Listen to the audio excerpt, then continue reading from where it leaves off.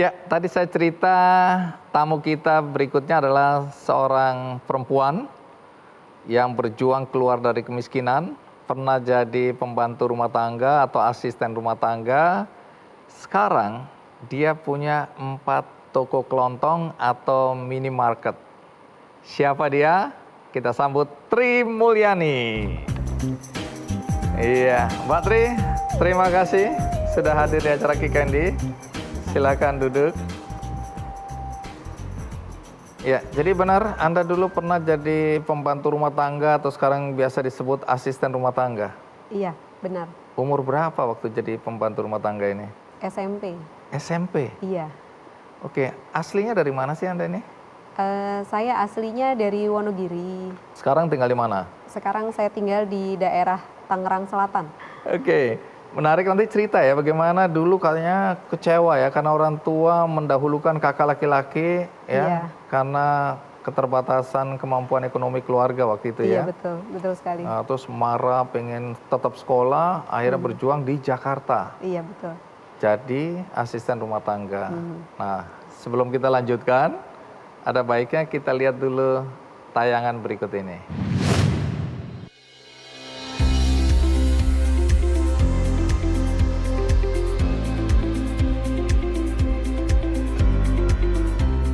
Menjadi wirausaha tidak melulu dimulai dengan modal besar. Kerja keras dan pengalaman adalah modal utama dalam tiap langkah merintis sebuah usaha. Seperti halnya yang telah dirasakan oleh seorang mantan pembantu rumah tangga, Tri Mulyani.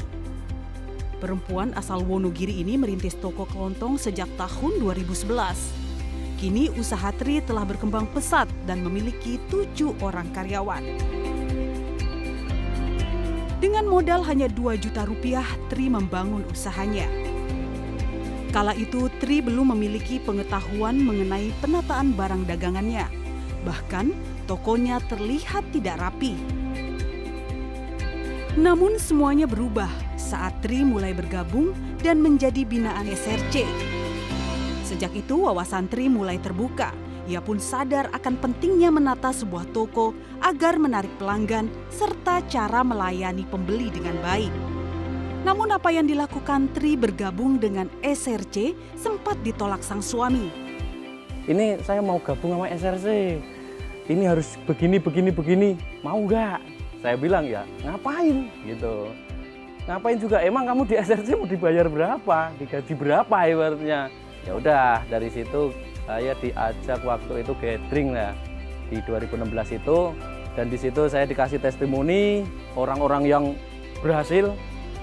Ya alhamdulillah pikiran saya terbuka, penataan toko ini harus jangan ada gantung-gantungan, satu itu utama, kebersihan harus utama. Saranin ya kalau bisa di keramik biar lebih bersih, plafon ditempel ulang lah, diganti ulang lah kan gitu. Setelah saya jalani, ternyata emang efeknya sangat luar biasa sekali. Orang itu belanja jadinya nyaman. Ya dari situlah benar-benar terasa. Kini Toko Trijaya terus melakukan berbagai inovasi seperti layanan pesan antar langsung ke rumah pelanggan dan pojok lokal. Melalui pojok lokal ini pula, UMKM yang berada di sekitar toko dapat merasakan dampaknya. Awalnya saya 10 bungkus, Bapak Ibu, 10 bungkus. Lalu kesini-kesininya dalam jangka waktu kurang lebih 3 bulan, kita sudah menitip lebih dari 100 bungkus, hampir 2 hari sekali. Alhamdulillah, berkat kenal Ibu Tri, peningkatan pemasarannya sangat luar biasa.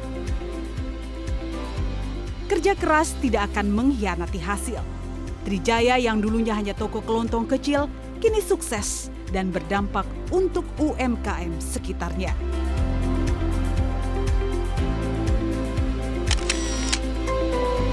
Wow, keren. Nah, tapi sebelum sampai ke sana, tentu saya ingin tahu perjalanan hidup seorang Tri Mulyani, ya. Nah, itu bagaimana? Kenapa orang tua waktu itu sampai pada pilihan membiayai kakak dan tidak mampu membiayai Mbak Tri? Orang tua saya di Wonogiri itu dua-duanya hanya seorang petani. Jadi penghasilannya tidak menentu. ibaratnya buat makan aja susah gitu loh Pak. Nah waktu itu pas mau lulus sekolah SMP, kakak saya kan kebetulan hanya berbeda 1 tahun dari saya. Nah, Berapa bersaudara nih? saya 4 bersaudara.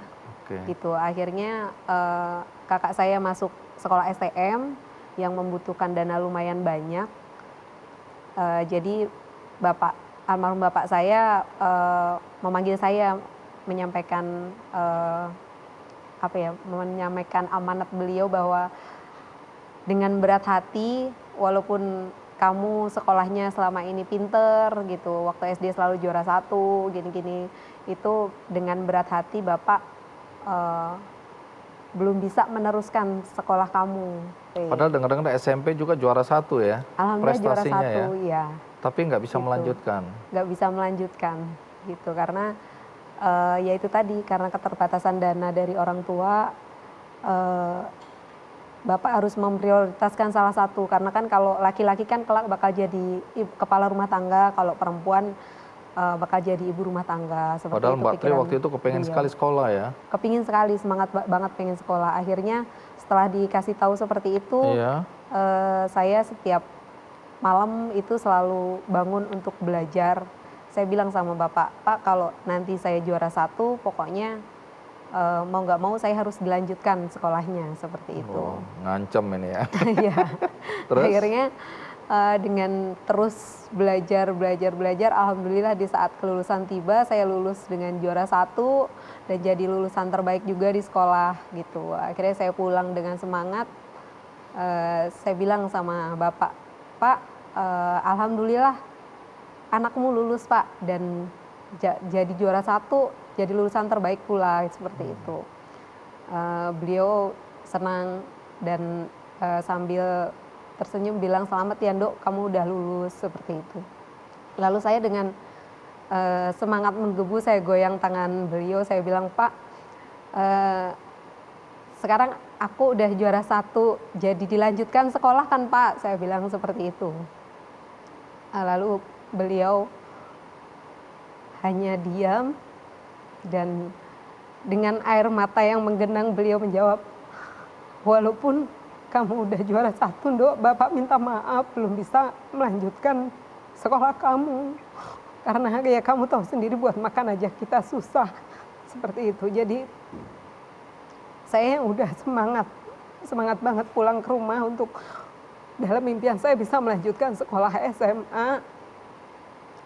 Saya benar-benar sedih.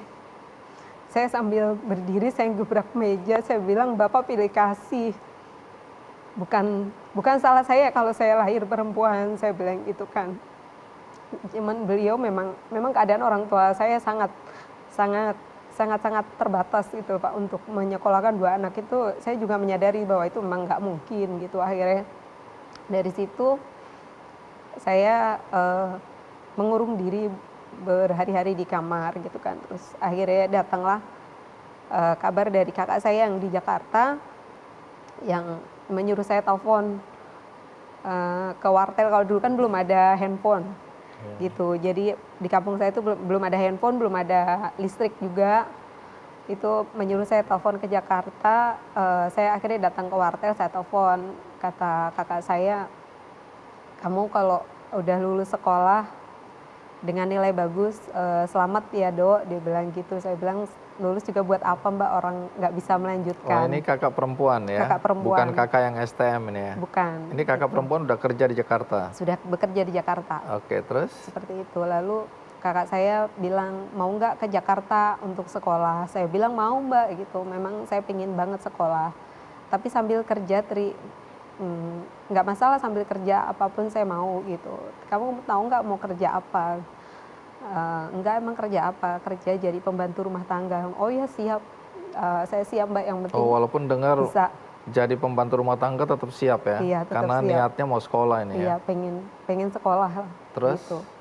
Akhirnya saya berangkat ke Jakarta tanpa membawa bekal apapun, hanya niat yang kuat, pengen sekolah, pengen nunjukin kalau saya juga bisa sekolah seperti teman-teman yang lain. Akhirnya setelah di Jakarta, saya bekerja jadi pembantu rumah tangga pagi, siang saya kerja, nanti kalau siang itu sekolah sampai sore, pulang sekolah kerja lagi. Kerja lagi. Itu dibolehkan Seperti itu. sama yang punya rumah? Dibolehkan, memang dari awal Sudah ada perjanjian? Sudah ada perjanjian, jadi, Oh, jadi ini boleh sekolah. apa nggak capek? Bagaimana bagi waktu ya? Habis pagi kerja, siang terus sekolah, pulang kerja lagi. Ya cukup menyita waktu dan tenaga. Berapa Pikiran lama? juga. Itu selama 3 tahun, alhamdulillah lulus. Setelah 3 tahun itu saya lulus, dan di SMK ya Pak, itu di SMK pun saya juga jadi Jurusan lulusan apa? terbaik. Oh. Jurusan administrasi perkantoran. Wah, hebat. Artinya sambil kerja jadi PRT tadi atau asisten rumah tangga tadi, Iya. masih bisa berprestasi. Iya, dari kelas 1 sampai kelas 3 alhamdulillah selalu juara 1. Nggak ngantuk gitu di sekolah. Kadang suka ngantuk, pernah juga ngantuk gitu. Hebat. Berarti anak pinter Gitu. ini memang ya. Gitu, Oke, terus alhamdulillah. Jadi, setelah itu, setelah tamat ngapain? jadi selama SMA itu saya menyembunyikan status saya sebagai Oh, asisten rumah tangga. jadi Teman-teman nggak ada yang tahu. Teman-teman sekolah nggak ada yang tahu? Nggak ada yang tahu gitu, karena takutnya mereka tidak mau berteman dengan saya gitu kan. Astaga. Gitu, karena kan saya istilahnya kan di Jakarta sendiri gitu kan, nggak punya teman gitu. Dan alhamdulillah setelah lulus dengan sesuai waktunya, dengan nilai yang bagus, itu saya jadikan bekal buat melamar pekerjaan. Kerja di mana akhirnya? Di beberapa perusahaan, kayak di perusahaan retail, restoran, seperti itu. Tapi sampai berbulan-bulan itu tidak ada satupun gitu loh yang memanggil saya untuk bekerja. Oh, Gitu. jadi ini baru ngelamar doang ya? Melamar sana aja. sini tapi tidak pernah ada panggilan gitu. Oke. Jadi ternyata di Jakarta itu kalau untuk jadi seorang SPG atau di restoran itu harus memiliki tinggi badan minimal itu di atas 160. Oh, ada Sedangkan ya? tinggi Baru saya tahu cuma ini. 150. Oh, jadi nggak diterima karena Iya. kurang tinggi? Iya, jadi Oke. kepintaran itu kayaknya nomor sekian. Oke, Seperti jadi fisik itu. lebih didulukan. Iya. Nah, dalam masa pengangguran itu akhirnya saya diterima bekerja di sebuah bengkel Sebagai? sebagai kasir sama sales, customer service, kayak Ya, customer service kayak bisa customer juga. service seperti itu, seperti Oke. itu. Oke, jadi kalau ada yang tanya, Bu, saya mau beli ini, kalau nggak ada barangnya ngomongnya gimana?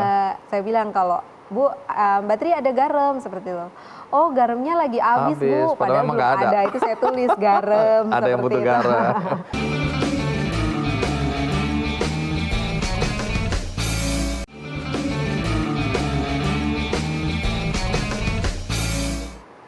Ya, Mbak Tri, sekarang cerita awal mula bagaimana sampai kemudian punya warung dulu deh, sebelum jadi sebagus yang sekarang ini. Jadi setelah saya lulus terus kerja di bengkel, tahun 2008 itu saya menikah dan 2009 punya anak. Nah, setelah punya anak, karena anak saya tidak mau susu botol, terpaksa saya resign dari kerjaan saya. Oh, berhenti. Seperti itu. Nah, setelah resign, otomatis karena sudah punya anak, otomatis kebutuhan juga makin meningkat, tapi pendapatan berkurang karena sayanya jadi full time mengurus anak dan Suami waktu itu bekerja suami sebagai? waktu itu bekerja sebagai kuli bangunan Oke. di Terus? bidang gipsum seperti itu. Jadi saya jadi berpikir saya harus usaha apa nih gitu agar bisa membantu ekonomi keluarga. Setelah saya berpikir dapat ide untuk membuka sebuah toko kelontong seperti Oke, itu. tapi modalnya berapa waktu itu tadi sebutkan 2 juta. Iya, Bagaimana bisa bikin iya jadi toko kelontong dengan 2 juta? keterbatasan dana dari saya sama suami memang tidak punya modal apapun. Itu akhirnya saya memberanikan diri untuk meminjam di salah satu bank di dekat rumah saya. Itu akhirnya carilah dana 12 juta. Kok bisa pinjem bank, agunannya apa? Agunannya pakai sertifikat orang tua. Walah, sertifikat orang tua dipakai untuk pinjam uang, Iya, seperti dapat itu. uang tinggal 2 juta tadi karena udah belanja-belanja dan bagaimana kemudian Akhirnya bisa berkembang? saya buka usaha kelontong ini juga nggak tahu apa yang dijual dan apa yang dibutuhkan Dibutuhkan orang. ya, Sebetulnya saya asal juga beli-beli gitu aja ya. Jadi saya sampaikan ke pihak agen bahwa saya ingin buka warung, minta tolong dilengkapin barang apa yang biasa dibeli orang seperti itu. Agar terlihat banyak, jadi barang-barang itu saya gantung-gantung semua biar kelihatan penuh warung gitu saya. ya. Padahal satu lonjor satu lonjor. Seperti itu. Oke, jadi kalau ada yang tanya, Bu, saya mau beli ini, kalau nggak ada barangnya ngomongnya gimana? Iya, jadi saya dari situ saya bilang kalau Bu, Mbak Tri ada garam seperti itu. Oh, garamnya lagi habis Bu, padahal padahal emang belum nggak ada. Itu saya tulis garam. Ada yang seperti butuh itu. garam. Tadi kalau dicerita ini kan warungnya kalau saya lihat memang jorok ya, minta Iya. maaf ya. Terus tiba-tiba berubah karena ada tim dari Sampurna Retail Community. Iya. Itu bagaimana ceritanya itu? Saya memulai usaha itu kan akhir 2011. Nah, waktu tahun 2013-2014 itu syukur alhamdulillah saya dipertemukan dari pihak SRC yang mengajak saya untuk bergabung dengan mereka. Jadi apa yang disarankan tim SRC waktu itu? Jadi dari tim SRC itu menyarankan kalau Mbak Tri pengen berubah warungnya jadi toko kelontong masa kini istilahnya ya, Wish. itu Mbak Tri harus mau berbenah gitu. Jadi kita dikasih pembekalan usaha, pendampingan usaha seperti itu. Jadi harus berbenah. Ini semua rencengan-rencengan itu harus turun. Oh, yang seperti itu. digelantung-gelantungin itu. Terus harus ada pengelompokan produknya. Jadi kalau dulu tuh warung saya tuh campur aduk. Jadi kalau mau cari barang itu silakan keliling 7 kali baru menemukan barang yang dicari gitu ya. Iya, jadi antara makanan, minuman, sabun itu jadi satu. Karena ya itu tadi saya nggak ada tahu basic ya. di situ. Oh, seperti itu dianjurkan untuk ditata. Nah, untuk yang ditata. suami ngomel-ngomel itu kenapa itu? Iya, jadi setelah saya dikasih ada kesempatan seperti itu, saya tidak menyia-nyiakan kesempatan tersebut kan gitu. Tapi datanglah halangan dari suami saya karena Kenapa? Tadi saya lihat dia sempat katanya marah-marah, nggak setuju gitu loh. Iya. Ngapain ikut apa? Jadi kan dengan bergabungnya Sampurna Retail Community itu dengan jadi SRC saya harus berbenah. Rencengan-rencengan semua harus turun gitu kan. Dan kalau bisa kayak keramik itu harus diganti yang warna lebih cerah seperti itu. Tadi awalnya saya lihat itu merah tua yang kotor gitu ya. Iya, dan bolong-bolong. Oke, Seperti itu dikasih itu. modal. Enggak, jadi kita sama itu yang sekali bikin suami naik pitam tadi itu. karena gini, kamu dari awal kamu mau usaha kan udah jelas pengen dapat untung seperti itu. Nah sekarang kamu pengen gabung SRC, sama SRC kamu disuruh begini, disuruh begitu, suruh ngerubah ini, suruh ngerubah itu. Emang kamu dibayar berapa sama mereka? Kata Dibilang suami. seperti itu, ya. Oke, terus? Gitu. Tapi ya saya bilang memang kita tidak dikasih apa-apa, tapi pembekalan bisnis dan pembekalan usaha serta perubahan mindset itu Jauh lebih penting. Jauh lebih penting gitu loh, dan itu sangat luar biasa sekali efeknya Pak kalau seandainya kita bisa melakukannya dengan benar gitu. Tapi karena beliau nggak tahu apa itu SRC, apa itu visi misi dari SRC, Masih ngomel. beliau masih ngomel dan ngotot gitu. Sampai akhirnya Anda pusing dibawa aja ke acara itu ya? Iya, dan alhamdulillah datanglah kesempatan emas tersebut waktu tahun 2016. SRC itu mengadakan acara sosialisasi yang di sana ada testimoni dari toko-toko yang sudah berhasil terlebih dahulu.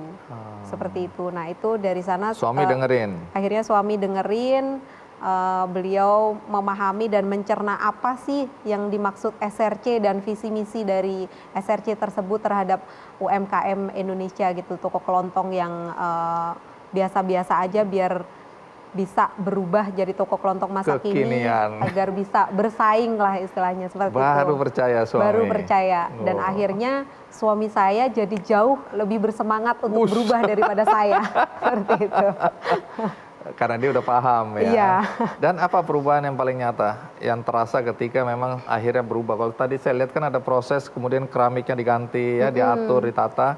Iya. Itu apa yang kemudian perubahan apa yang terjadi? Dengan tampilan toko kami yang makin bersih, rapi, pengelompokan barang, penataan barang, pencahayaan, semuanya kita lakukan. Alhamdulillah pelanggan pun yang belanja jadi lebih nyaman dan pelanggan pun jadi makin bertambah otomatis. Jadi omset naik berapa kali itu? Alhamdulillah omset naik lebih dari 50%. Seperti itu. Jadi besar Sangat sekali luar ya. biasa Jadi sekali efeknya. dimodalin dulu keramiknya, diatur-atur semua dagangannya, ternyata kemudian Iya. dampaknya dahsyat juga ya. Iya, dampaknya dahsyat sekali seperti itu. Jadi dari situ nggak cuman pembenahan itu aja, kita juga disuruh. Tadinya sih saya nggak ngerti ya maksud dari SRC kita harus mengadakan delivery atau apa gitu. Kita asal ngadain seperti itu. Tapi ternyata ya itu alhamdulillah imbasnya sangat luar biasa sekali. Itu perubahan apa yang bisa terlihat dari sebelum dan sesudah tanda kutip dapat pendampingan dari teman-teman di SRC? Yang kita lihat perubahannya drastis itu adalah nggak egois mikirin perkembangan toko sendiri, tapi sudah waktunya juga kita berbagi, menolong juga toko-toko kelontong yang lainnya untuk merasakan kehebatannya.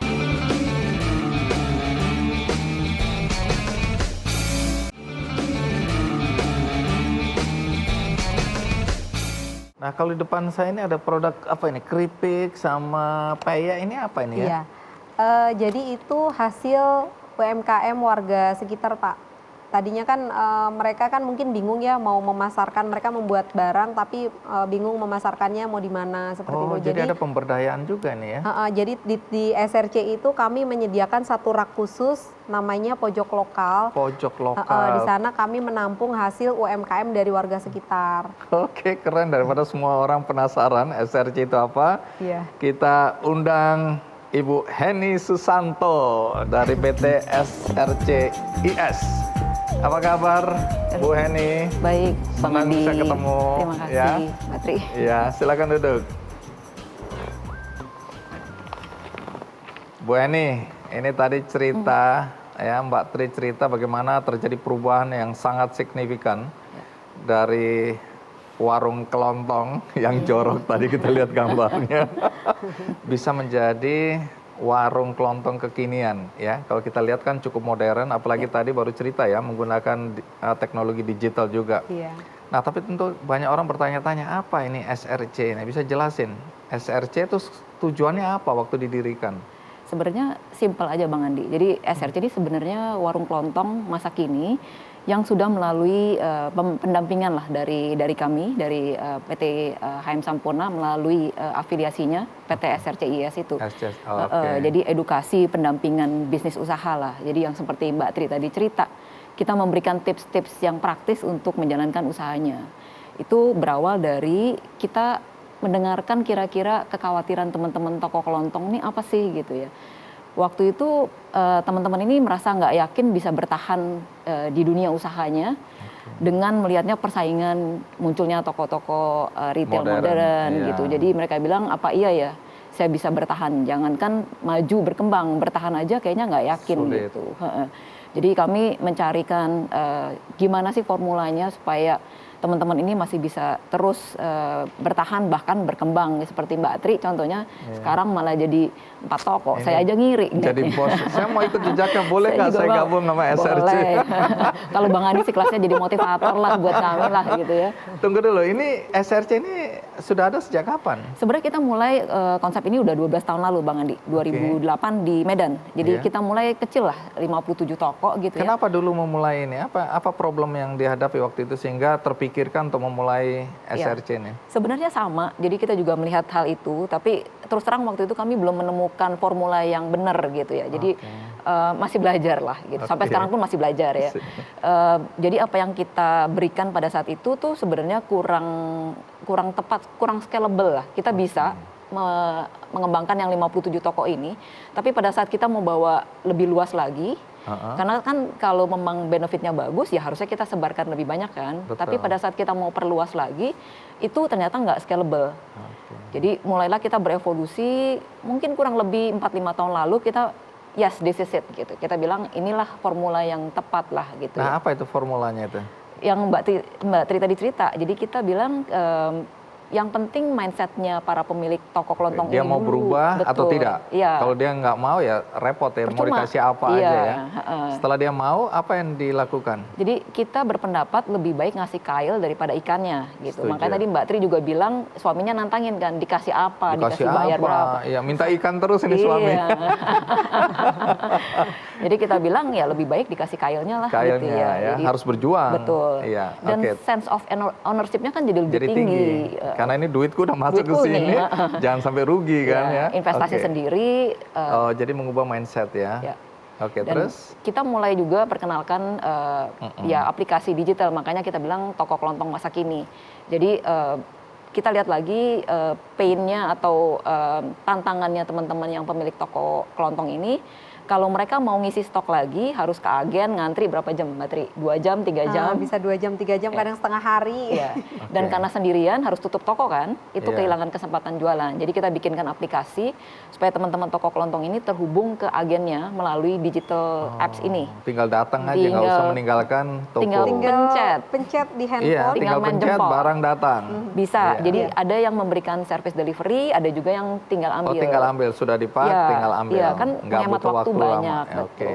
Jadi kita mulai mengenalkan aplikasi ini, aplikasi pojok bayar, supaya ikut perkembangan zaman lah. Jadi nggak cuma sekedar bertahan, tapi juga grow, ikut berkembang dengan perkembangan zaman yang ada. Gitu. Nah, ini udah berapa banyak warung-warung seperti warungnya Mbak Tri ini yang tanda kutip sudah dapat pendampingan atau bantuan dari SRC ini? Sampai saat ini ada sekitar 120.000 lebih, 125.000. Itu di Jawa aja? Ujung ke ujung. Oh, Jadi dari Aceh sampai Jayapura tuh ada. oh jadi bukan cuma di Jawa aja? Jadi kita ingin membagikan rumus ini ke seluruh para pemilik toko kelontong yang memang siap untuk maju lah, untuk mindsetnya sudah berubah. Kita merasa kalau memang ini bagus, kenapa tidak dirasakan oleh semakin banyak, semakin baik lah. Buat kami ini adalah salah satu komitmen kita untuk membantu membesarkan UMKM di Indonesia. Kan ya para pemilik toko kelontong ini tergolong UMKM, Bang Andi. Kalau dari pengalaman Bu Hen ini ya, teman-teman di SRC, itu perubahan apa yang bisa terlihat dari sebelum dan sesudah tanda kutip dapat pendampingan dari teman-teman di SRC? Yang kita lihat perubahannya drastis itu adalah nggak egois mikirin perkembangan toko sendiri, tapi sudah waktunya juga kita berbagi, menolong juga toko-toko kelontong yang lainnya untuk merasakan kehebatannya. Yang tadi Mbak Tri cerita, ada pojok Iya ya, lokal. bahkan membantu Yes. UMKM kecil Yes. ya yang mulai usaha. Teman-teman SRC ini juga membuka mata dan telinga apa sih komentar pelanggannya. Nah nanti itu diberikan feedbacknya, diberikan masukan ke para UMKM-nya ini gitu. Apalagi yang bisa diperbaiki gitu.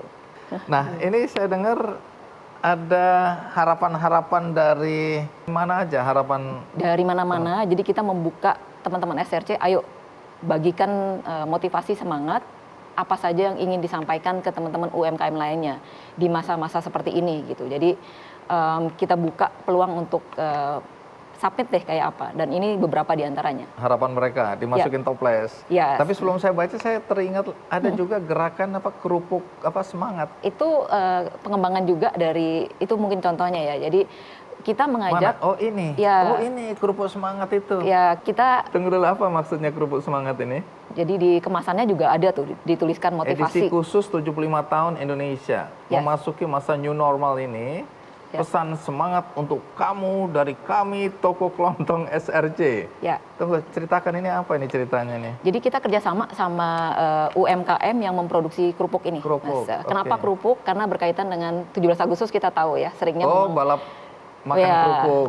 Nah, tapi kan suasana seperti ini, di pandemi seperti ini, Heeh. kita mengikuti protokol, kita tidak membuat kerumunan lah. Iya. Ya. Tahun lalu kita memang mengadakan lomba makan kerupuk bersama. Oke. Tahun ini karena memang kondisi yang ada, kita mematuhi segala protokol yang ada, kita buatlah edisi khusus kerupuk ini gitu. Jadi Ini kita buat aku aja, aku gantung di kamar, aku makan monggo sendiri. silakan mau dimakan sekarang pun boleh.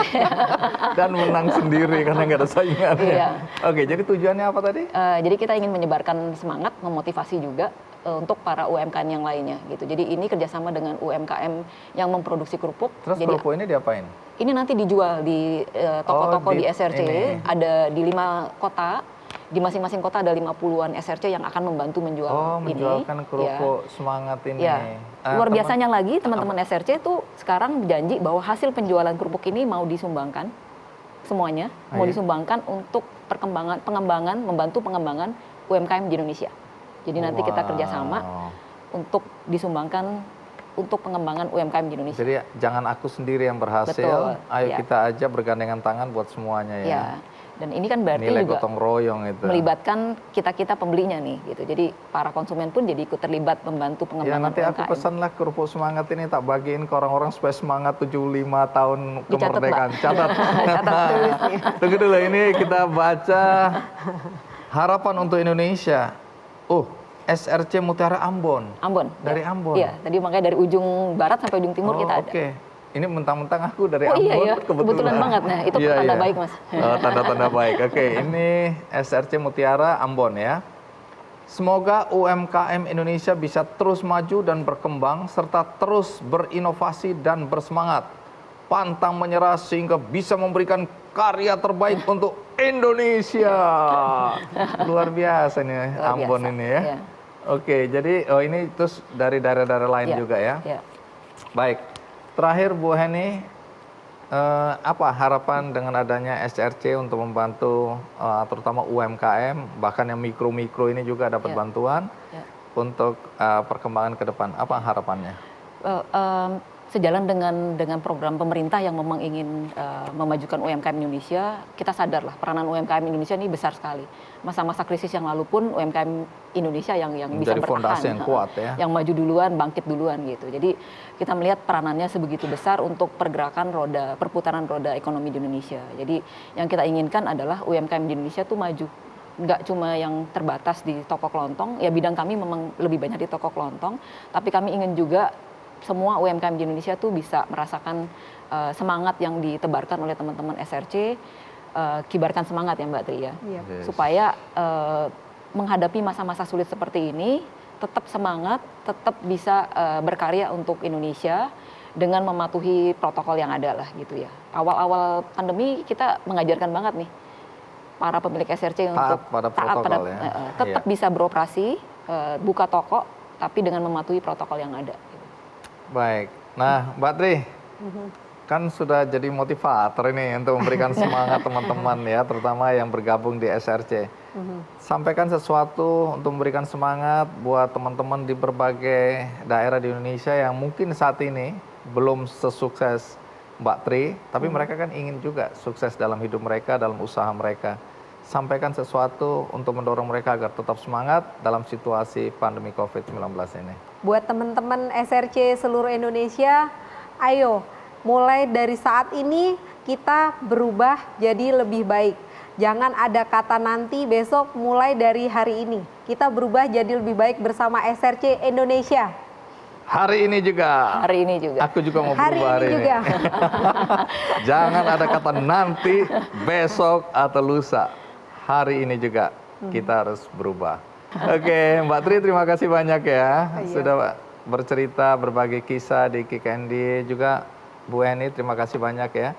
Paling tidak ini UMKM ini jadi lebih bersemangat ya. Mereka yang memulai usaha kecil, dari mulai warung kecil, kemudian dengan dukungan dari teman-teman SRC bisa berkembang. Ya mudah-mudahan ini menjadi motivasi bagi semua UMKM di Indonesia bahwa kesempatan itu selalu ada. Amin. Kalau memang mindsetnya mau berubah, mau sukses, pasti bisa.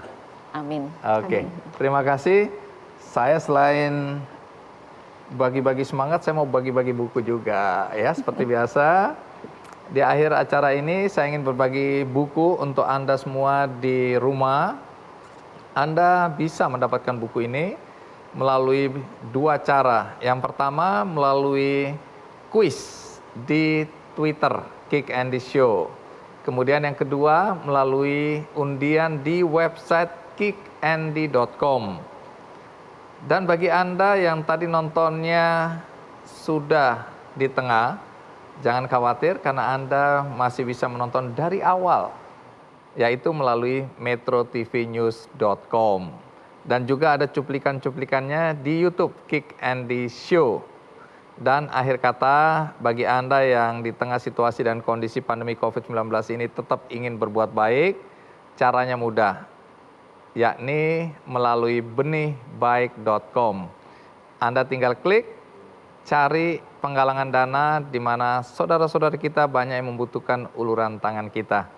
Semoga topik kita hari ini memberikan semangat bagi Anda untuk bangkit, apalagi di 75 tahun kemerdekaan Indonesia. Sampai jumpa.